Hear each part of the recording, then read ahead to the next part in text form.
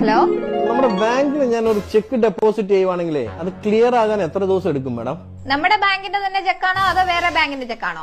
Other ബാങ്കിന്റെ ആണ് madam. അങ്ങനെയാണെങ്കിൽ 3 ദിവസം എടുക്കും. നിങ്ങളുടെ ബാങ്കിന്റെ ഓപ്പോസിറ്റ് ബിൽഡിംഗിലുള്ള ബാങ്കിന്റെ ചെക്കാണ് മാഡം ഞാൻ ഡെപ്പോസിറ്റ് ചെയ്തത്. അതിനെന്തിനാണ് മാഡം 3 ദിവസം? സാർ, ഇതിനൊക്കെ ഓരോ ഫോർമാലിറ്റീസ് ഇല്ലേ? നമുക്ക് ആ ബാങ്കിന്റെ ഫോർമാലിറ്റീസ് അനുസരിച്ചല്ലേ കാര്യങ്ങൾ ചെയ്യാൻ പറ്റത്തുള്ളൂ. എന്ത് ഫോർമാലിറ്റി മാഡം? ഒരു ഉദാഹരണം പറയുവാണെങ്കിൽ, സാർ അത്യാവശ്യമായിട്ട് ഒരു സ്ഥലത്തോട്ട് പോയിക്കൊണ്ടിരിക്കുകയായിരുന്നു. ആ പോകുന്ന വഴി ഒരു ശ്മശാനത്തിന്റെ അടുക്കൽ എത്തിയപ്പോഴത്തേനും സാറിന് പെട്ടെന്നൊരു ഹാർട്ട് അറ്റാക്ക് വന്നു. സാർ അവിടെ തന്നെ കുഴഞ്ഞു വീണ് മരിച്ചെന്ന് വിചാരിക്കുക.